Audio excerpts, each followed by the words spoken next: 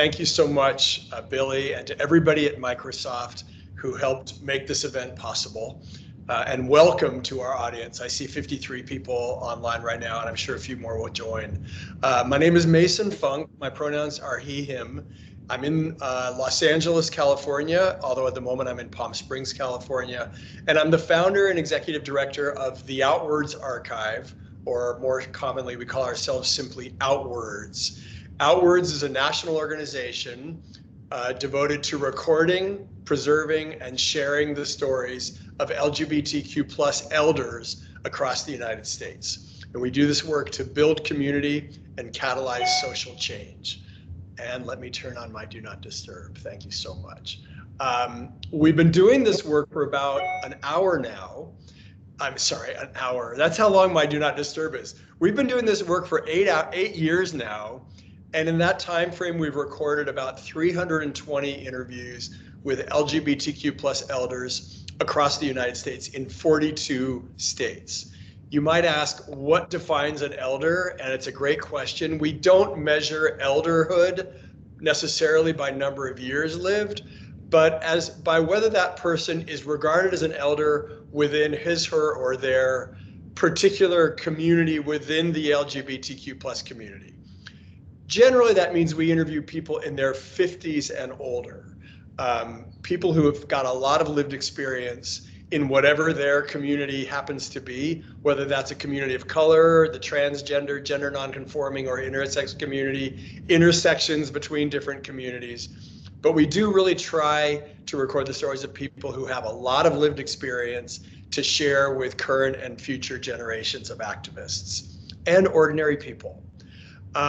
The theme for today's event, this has been on our hearts profoundly at OUTWORDS, really for the past few years, but I would say the specific prompt was the death of Nex Benedict, a young non-binary person in Oklahoma who died about 2 months ago, 16 years old, died after an altercation in the restroom when Nex was beat up by some other students. And this was the culmination of months, if not years, of bullying.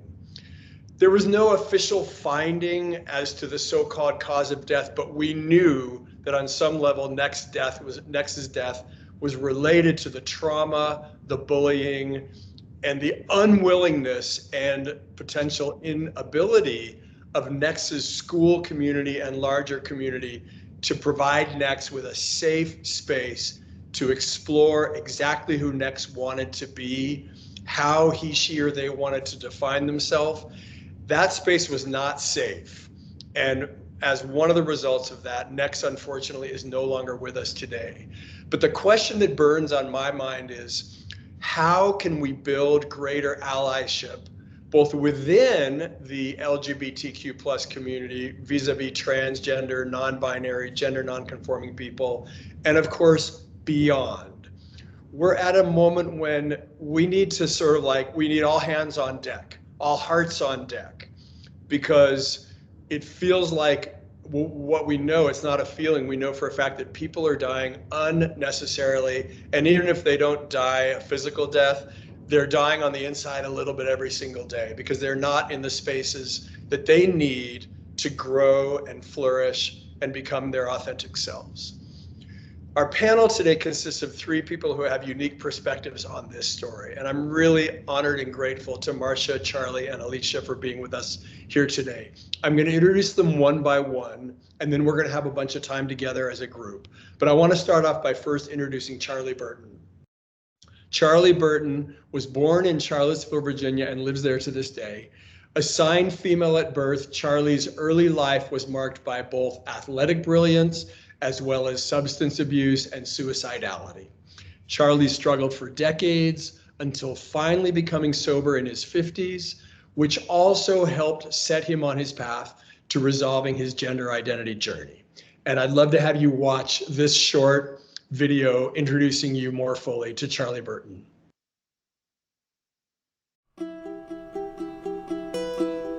At about 17, I just started getting more depressed. I was going to class when I wanted to. I was drinking, I was drugging, and I ended up in this private hospital because my parents had decent insurance by working for the school system. I remember them talking to my parents and telling my parents that I was confused about who I was. The psychiatrist sat me down and said, "Do you want to be a boy?" I just said, "I want to be dead."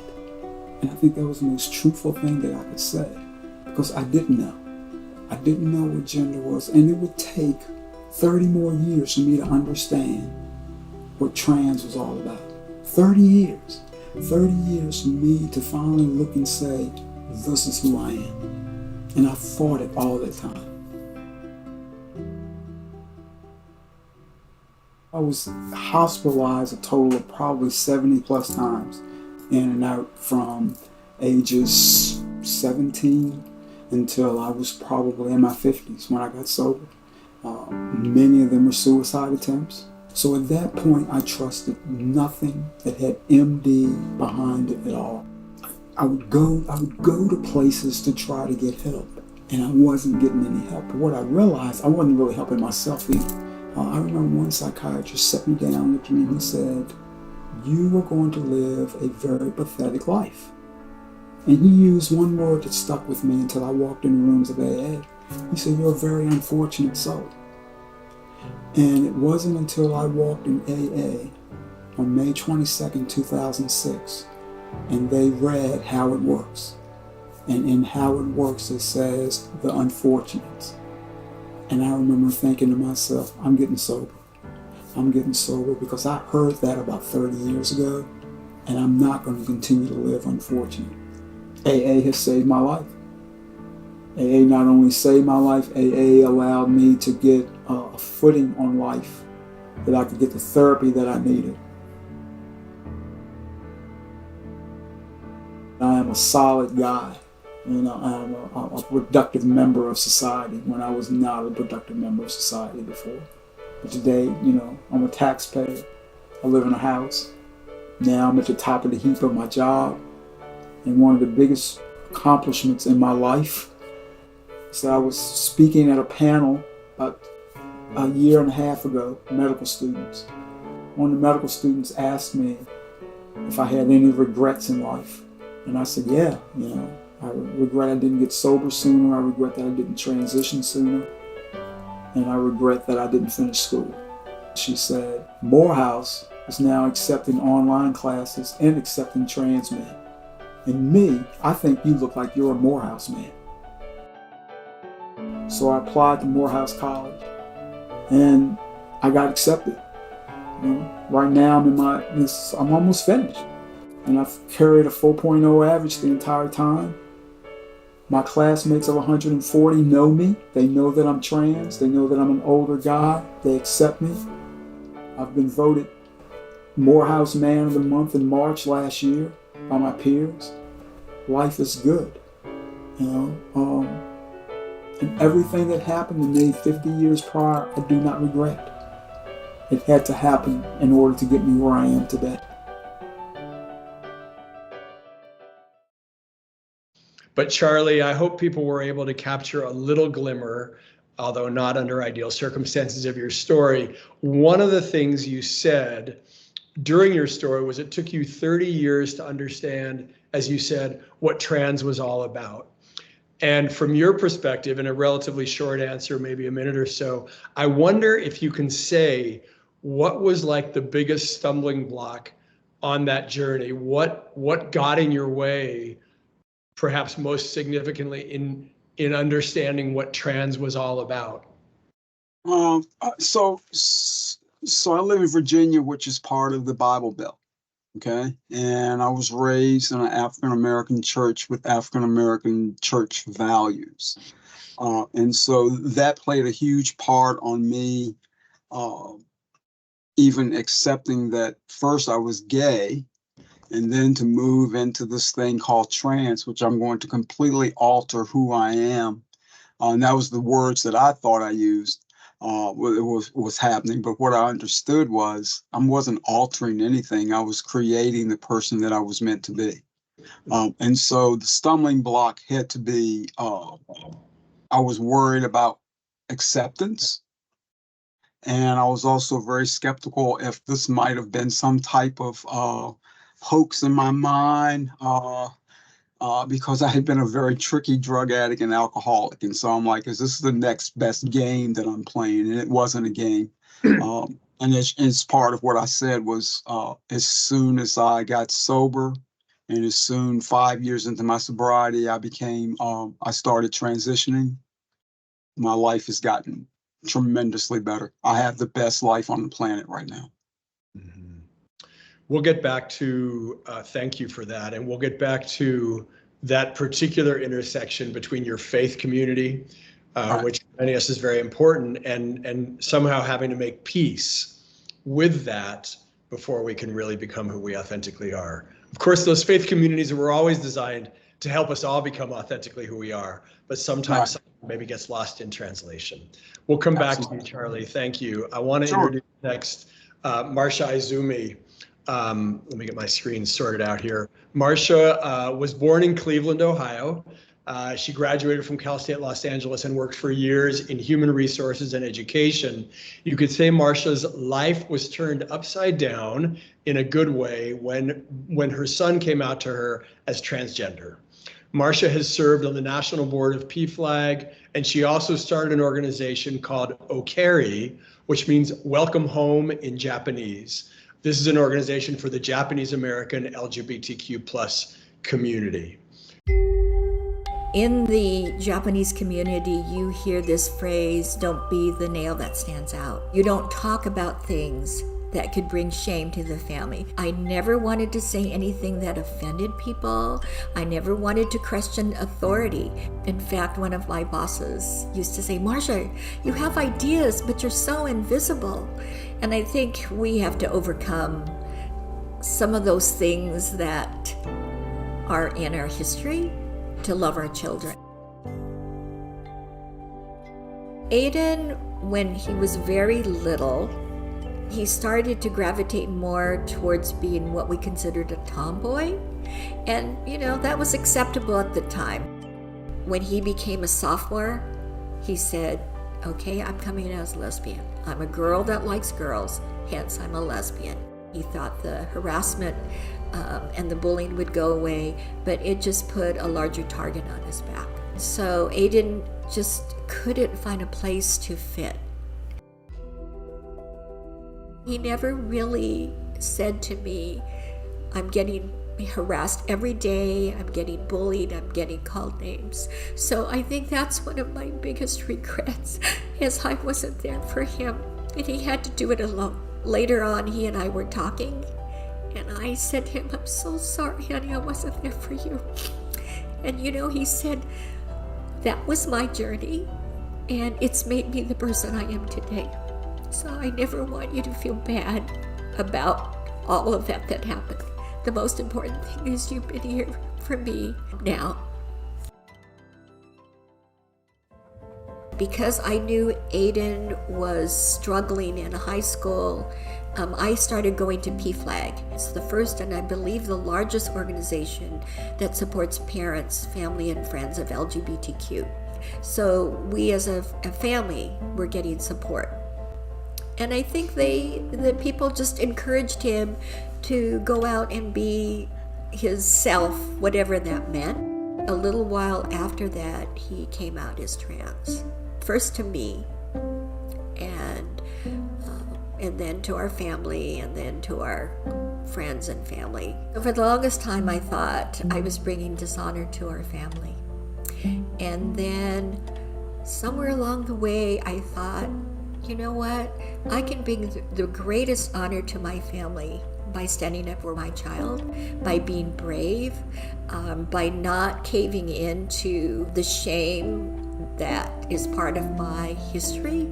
I want really people to know, especially parents, you may start off in a negative place. You may be sad because you're losing this child that you had a vision for what their life was going to be like, and you could be afraid. But I think this journey can really open up such a wonderful experience and deeper connections with you and your children. Aiden and I speak a lot. We've been able to work with big companies that want to do this work. I think our story is a soft way to get the conversations going. In the beginning, we really wanted to talk about how we arrived. We didn't want to talk about all the messy stuff, all the challenging stuff. We didn't want to scare people. At the end, we always try to get some evaluations or talk to people and see what they think. And they said, it's so nice how you and your son love each other.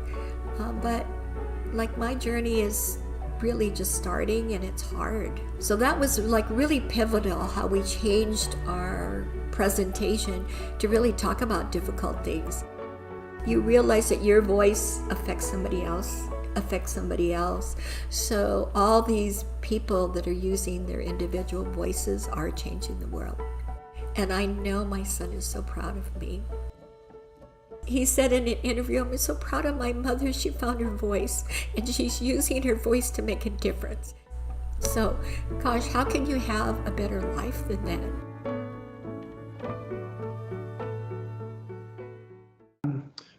Marsha, thank you. Thank you for sharing your story and for your leadership on behalf of your son and really our whole community. As you and Aiden have engaged in these many speaking engagements, I wondered, what question do you feel like you've received most often that for you kind of goes to the heart of the fears? You referenced the fears that people may have. What question seems to kind of reveal maybe the deepest fears that people carry around transgender and gender non-conforming people? Sure. Thank you so much, Mason and Microsoft, for having me. Gosh, I'm so emotional just watching that video when it said my son was so proud of me. So I'm gonna pull it together here. I think one of the things that I hear, especially from parents, is choice. They think that their children may be making a choice to be LGBTQ or trans. And so they try to change their children to be what they consider society will be more acceptable for them. And, I tell them it's not a choice. It's who my son feels and who lives inside of him. And so he has a choice to be his authentic self or to hide that. And I, as a parent, have a choice to stand by him or not. So I think one of the things that I really try to tell people that question my child is that it's not a choice. And for him to live an authentic and successful life, he has to be his true self. Mm-hmm. And I would imagine when people are grappling with that notion of choice, parents, I'm not a parent myself, but having known some pretty good parents, I imagine one of the burning questions for them or burning priorities is they want to protect their child any way they can. Yes. From difficulty, from not fitting in. And if it's a choice, they feel like, well, why wouldn't I try to help my child make a choice that's going to make their life easier? So I can see how that would be a stumbling block. Yeah. Let me we'll come back to you as well, Marsha. Thank you. And I'd like to introduce our third guest, Alicia, who is coming to us from within Microsoft.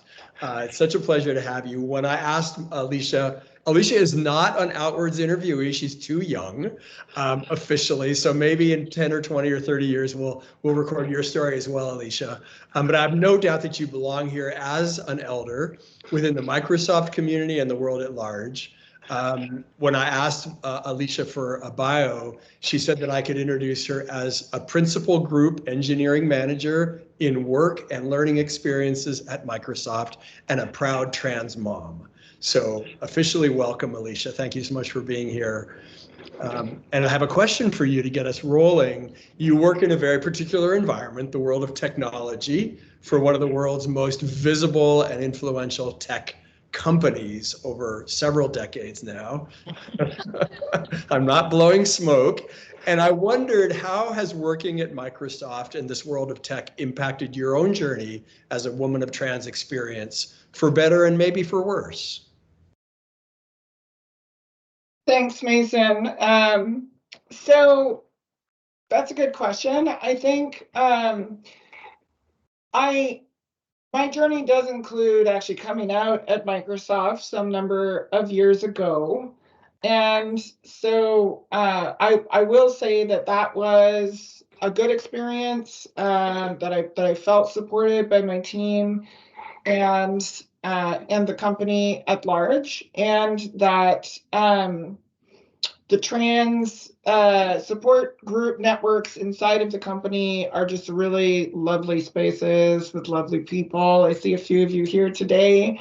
And so overall, that's been a positive experience. And also on the medical side, Microsoft's coverage with Primera offers excellent coverage for transition care needs, which is unfortunately not the case for almost anyone in this country, and even if they're working at rich companies. And so overall, yeah, I'd have to say a positive experience. Now, of course, were there bumps along the road? Were there things that needed to be explained or worked around? Of course, this is for a lot of folks. This is something new.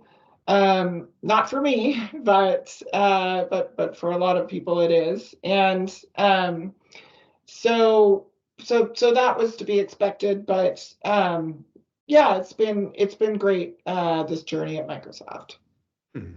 Great. Well, I'm glad to hear that. I know all of us are really glad to hear that. And I look forward to coming back to you with some additional questions as we kind of move into our group conversation mode. I want to invite and encourage each of you to not wait for me to ask a question. You can respond directly to each other. I'm only here to kind of help move the conversation along. But to get the ball rolling, the theme today is allyship. One of the things I think about is, back in the days when the gay and lesbian community, but even just from my perspective, the gay male community was trying to find better acceptance and help the world understand that we're everywhere. Something very tragic happened, the AIDS epidemic. And who knew when AIDS arrived on the scene that ultimately it would be an accelerator for the community's overall acceptance, because people very sadly started getting sick. And suddenly people became aware that they had gay men in their lives that they never knew they were gay. And it was a kind of a catapulting process that ultimately led to a whole bunch of positive benefits, even though the cost was astronomical. I would say in general, the trans community is experiencing, for example, its own epidemic, you could say right now, with regard to violence against trans people and also political violence against trans people. I don't think it's wrong or unfair. I know not everyone would agree with me, but some of these political bills can be seen as forms of political violence. But there doesn't, Alicia, you referenced that when you began to transition at work, it was new to a lot of people. And Charley and Marsha, you've certainly experienced what it's like to be with people who have never met a trans person, who don't know firsthand in their hearts and not just in the headlines what that is all about.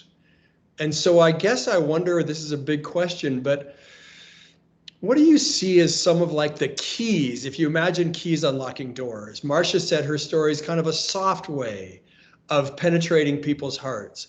What are some of the other ways that you see people open up who might start off being quite closed down when it comes to the trans and gender nonconforming experience?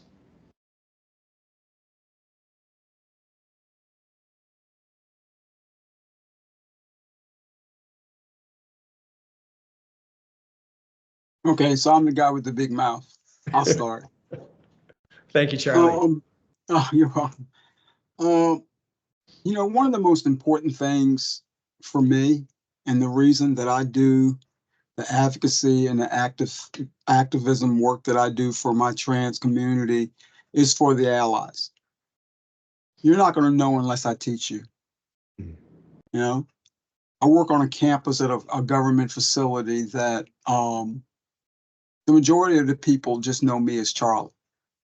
But when I feel like I need to educate them that what Charley is beyond, it helps them see a perspective in that he's just another human being. And so I can't expect anyone to understand me unless I teach you. You know, I am not a religious guy. I'm not a Bible thumper, but I remember a few months before my mother died, she understood what was going on with me. I was about 6 months into my transition, and she got it. She got it. At the end, she got it. And one of the things that she told me was that you need to make people study themselves to understand and approve. She said, so if you're that vessel that's going to be for others to be able to walk that path, then be that vessel. And so I took that on, in that I can't expect an ally. I can't expect a person to understand what it's like. I've got to teach them. Mm. You know, and I live in an area where it might be unsafe the majority of the time for me to be as out as I am. But I am also a stubborn a-hole, in that I feel like in order for you to see us, not just me, but to see us, I have got to teach you who I am. And I'm just another guy who pays his bills, who pays taxes, you know, and I'm a human being first. But I happen to be a human being. I describe myself as a Black man living a trans experience. And that's who Charley is. Yeah. Thank you for that. Marsha and Alicia, do you have other thoughts you'd like to add? I mean, for me as a mother, of course, I think education is so important, because I found in my journey that what overcame my fear was education. So I think, you know, Charley being out there, Brene Brown says it's hard to hate people close up. And I think what Charley's doing is bringing his story close up. And I think that's what Aiden and I are trying to do too, is if you know somebody, and you never know who's watching. I have a friend in Ireland who just couldn't stand back and watch gay people being made fun of at a bar. And he got up and he just said, this is not right. And a few months later, his brother came out as gay. And he had no idea his brother was gay. So I always feel you never know who's watching. And so, like, speaking up, being this visible voice is so important. So, yeah, I think education, visibility, and using our voice and our visibility in whatever way, whether it's marching in a pride parade or just with your family, having a little conversation, I think all those things just start to move things forward. I want to ask you one quick follow-up question, Marsha. You mentioned in your video, you came from a culture with a lot of embedded values. And you mentioned the word shame, for example.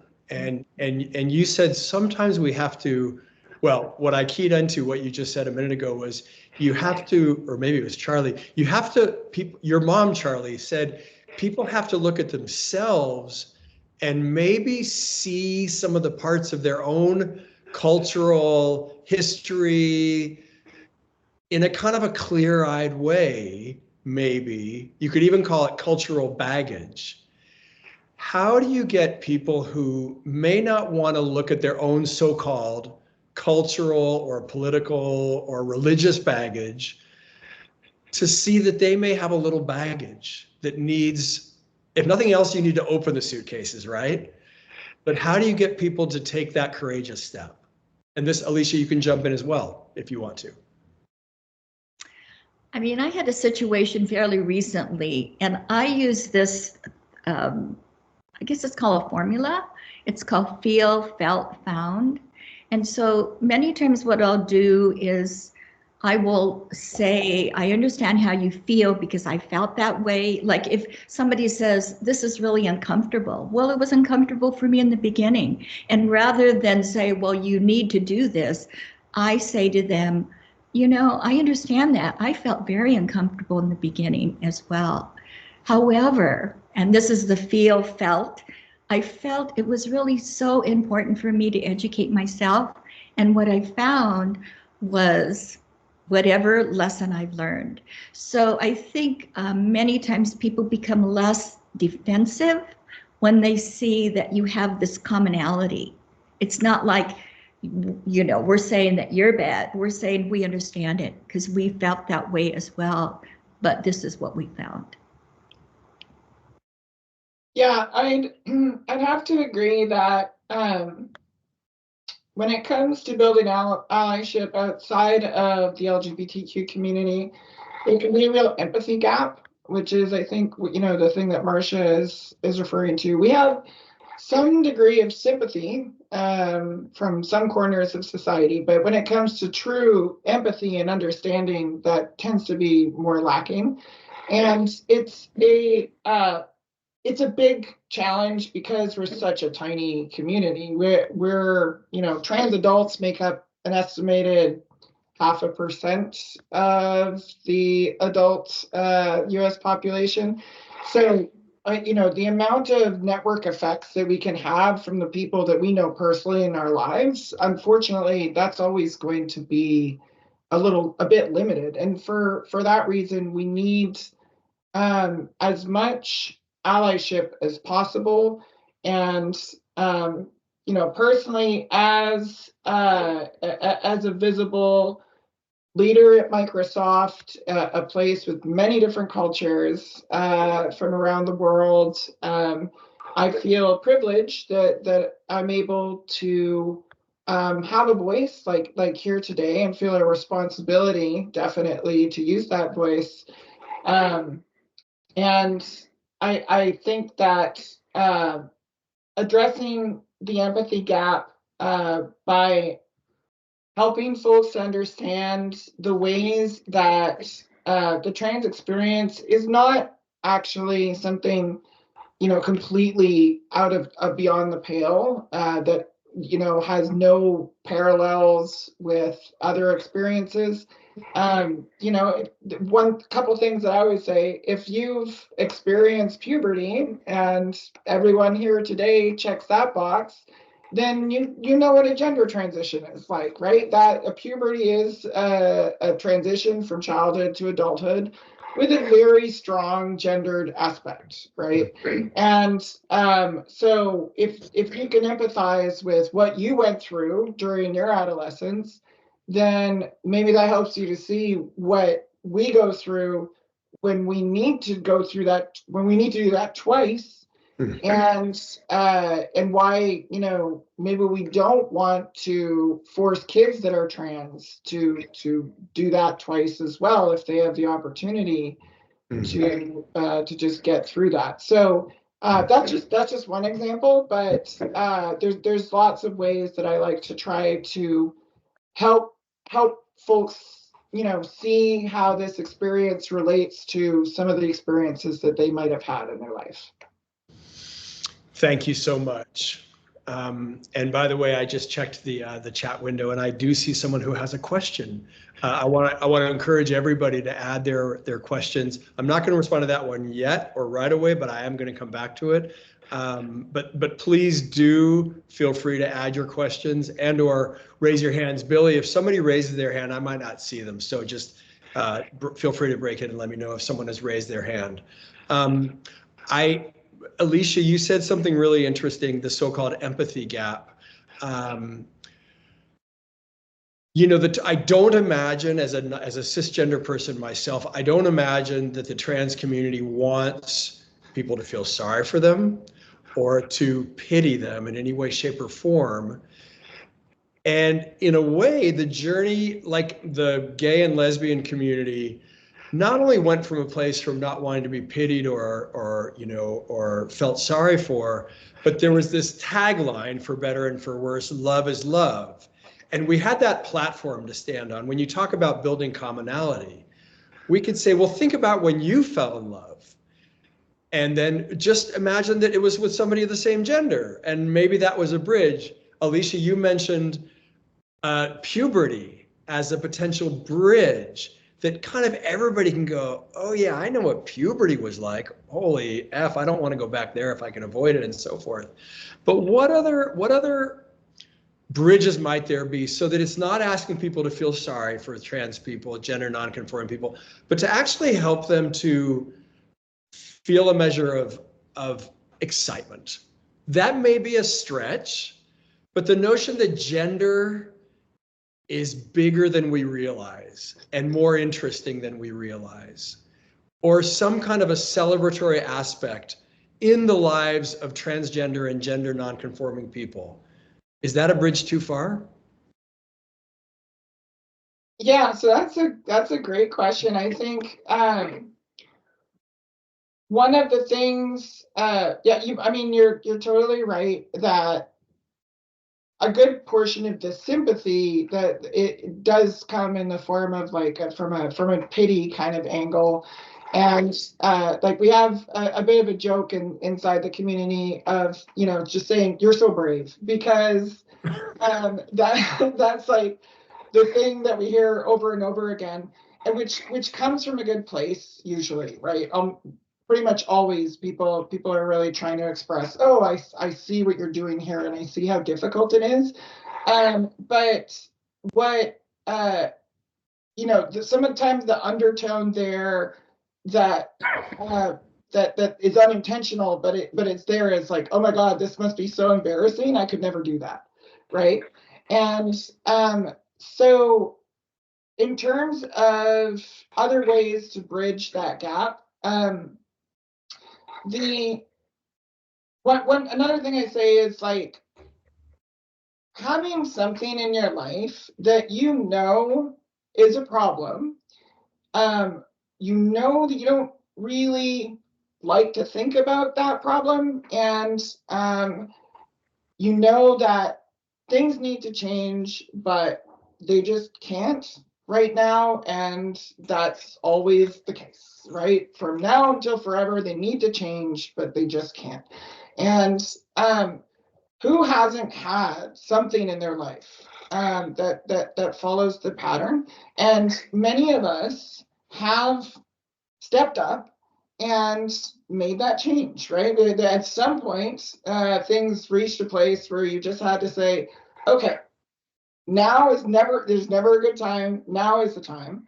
And I can't keep ignoring this thing that I know is a problem, because that's just making lots of other problems, right? So that's helping people to see that the closet is more than just like keeping a secret. That's it, you know, all of us keep secrets, and maybe sometimes that is how people who haven't experienced the closet think of it, but it's more like a place that is confining, that's damaging really, and that you need to get out of and make that change.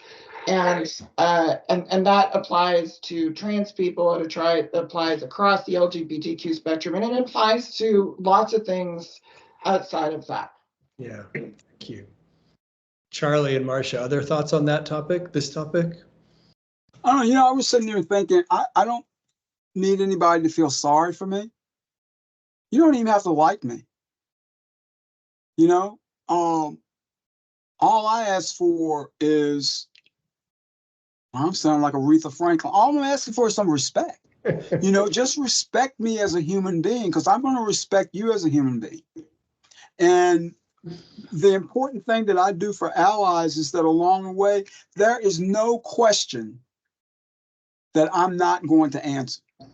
I'm an open book. And I will, and if I, and we get good, and we, the trans community, for me, I know when those questions are questions coming from love and questions coming from that I just want to understand, and then I understand the questions that are vicious or it means absolutely no good for me. You know what trans is? Trans is what my parents and my sister went through in the 60s with the civil rights. This is exactly where we are now. You know, it still is a Black thing, but it's more so a trans thing now. And that's because we're now the minority that people seem to want to come after.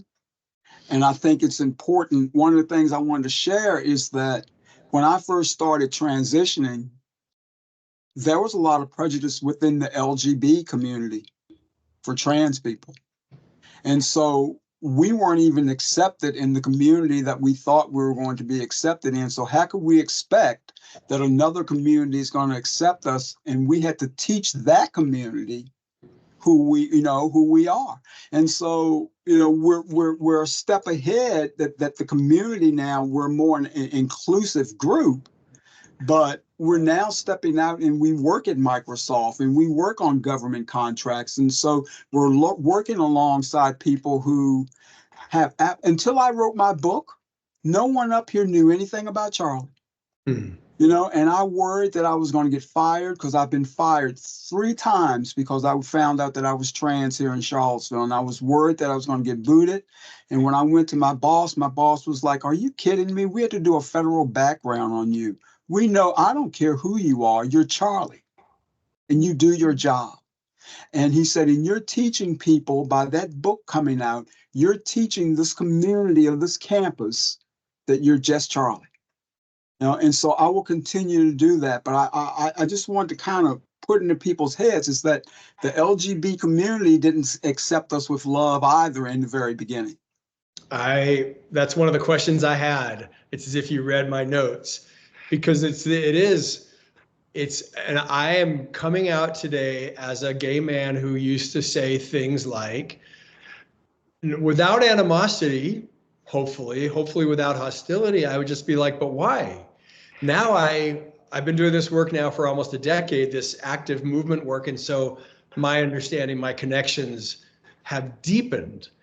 I found my why as to why LGB and T, and along with a lot of other letters as well, belong in the same acronym. But I wondered if, that's a really good question, Charley. Maybe other people, other of our guests, want to say, what was the moment when you said, "Yeah, we're part and parcel of the same movement.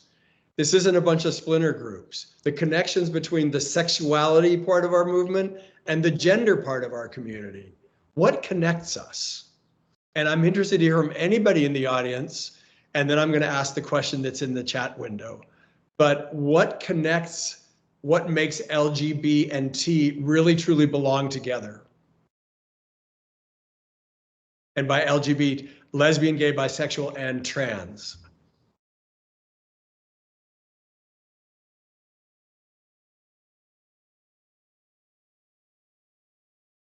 So I can come back to what I was saying earlier of the shared experience of something that needs to change, that you just know. And like I said, that applies even outside of queerness in general. But I think what is true for queer people of all kinds is that this thing that we know that needs to change just isn't known, doesn't seem to be known anywhere else. You're fighting not only your own attitudes and counterproductive beliefs, but those of wider society, and you're combating a feeling that there's expectations being put on you to prove why you deserve a place in society in the first place. And so we really need to stick together and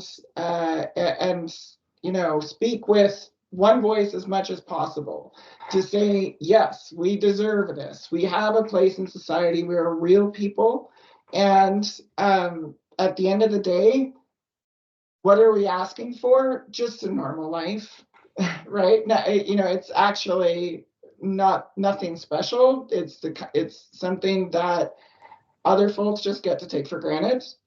And so I've been touched in the past by speakers from, for example, some Native communities that have said they don't actually feel like the LGBTQ movement necessarily is something they identify with, because in their communities they are accepted, and it is just normal, and they've had a normal life, and So that's something that's resonated with me as well.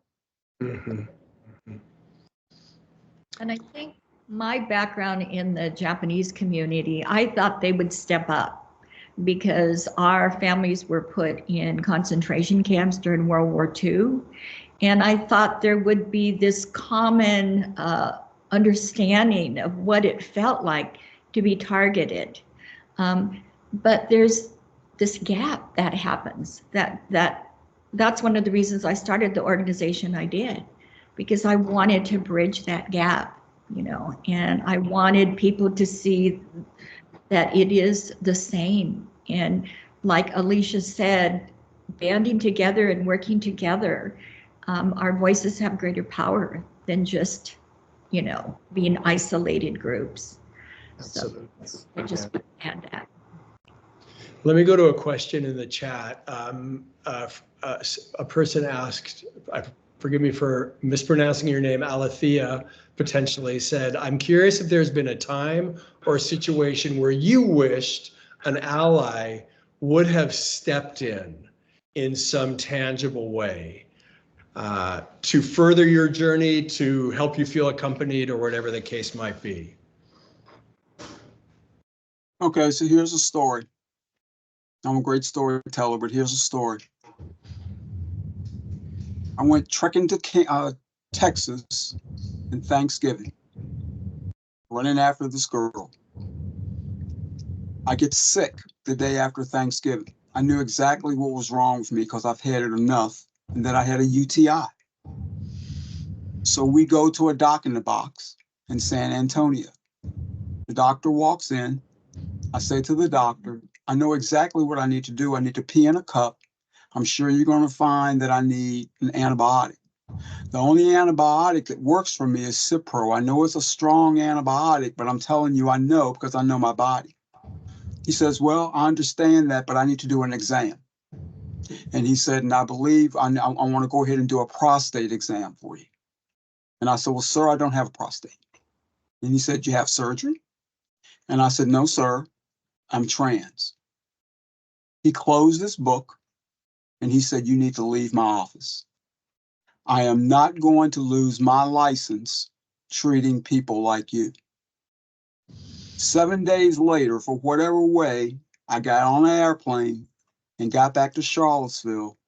And 7 days later, I coded because I was sepsis.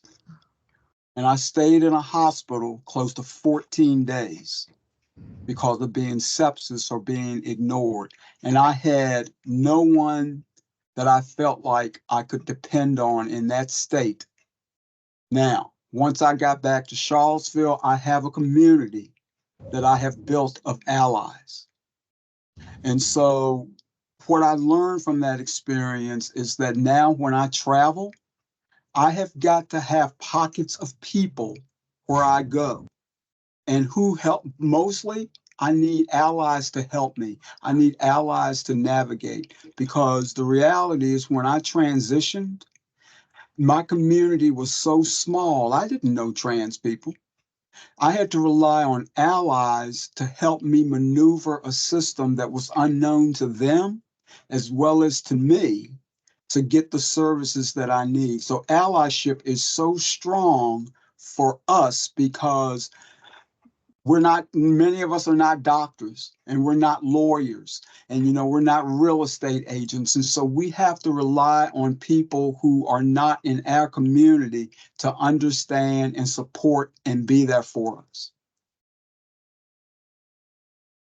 Thank you, Charlie. And I think everyone is feeling a shock to our systems hearing that story. Thank you for sharing that. Other examples of allyship when it's mattered the most? It's really interesting. My background is in education. And I remember being at a camp and somebody saying, did you know so-and-so was LGBTQ? And these are high school kids. And somebody in the group said, so what? it was just like 2 words. And this person said, oh, you know, I'm not saying anything's bad about it. I'm just saying. And they said, well, so what? What difference did it make? And so that simple 2 words in this group that we were having this discussion, everybody heard that and the energy just changed. So, I mean, allyship doesn't have to be big, but it does mean that you do have a voice and you're visible.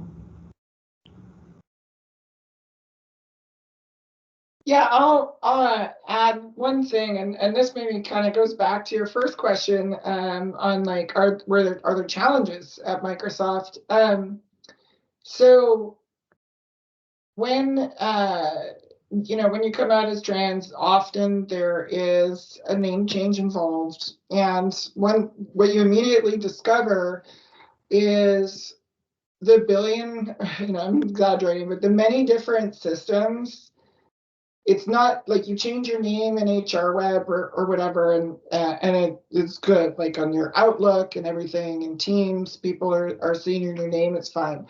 But then there's like recruiting platforms, there's you know, some rewards tools, there's all, you realize all kinds of third-party systems that Microsoft uses and leverages. And some of those will get the updates and some of them won't. And then you need to go and chase down every little one. So it's not like showing you this name that is no longer with you forever. And there are some that you just can't. They, like, still to this day, it's just so like having what it's really going to take to fix a problem like that is someone in Microsoft who manages those relationships to stand up and say, hey, you've got to go and fix this bug. You've got to code it. You've got to change it for these 6 people who can't, right? It's not a lot of people. We're a very small community, but it's that level of allyship that's going to be required that we're not seeing yet. Yeah. We're really kind of at time, which I hate to say. Charley, your story elicited some very passionate comments of allyship. I hope you're able to see those. And I just feel sad at this moment that we're out of time, because we could keep going and you all are sharing such important as well as heartfelt information. I want to say thank you. I want to say thank you to the folks from Microsoft who have joined this. I don't know whether, Billy, there's a way to share resources with the people who attended today, but I would certainly love to send you some information, because I forgot to prepare it ahead of time. Some organizations that people can reach out to learn more, for example. Hopefully everybody who's here will get a follow-up email with some additional resources. In the meantime, I just want to say thank you again so much to Marsha and Charley and Alicia for sharing your stories and sharing your hearts and your thoughts with all of us. And thank you again to Microsoft for generously hosting this event with the Outwards Archive. For those of you who want to know more about what Outwards does, please visit us at the Outwards Archive, theoutwardsarchive.org, and that's spelled OUTWORDS, like spoken words. And again, thank you all to everyone who's been here today, and I look forward to talking again soon. Thank you very much, everyone who attended. Thank you, our guests. Thank you, Mason. This has been wonderful. And yes, we will send a follow-up email with all of the resources we can share, including links to those wonderful videos that we had some audio with. Thank you again. Bye, everyone. Thank you. Bye.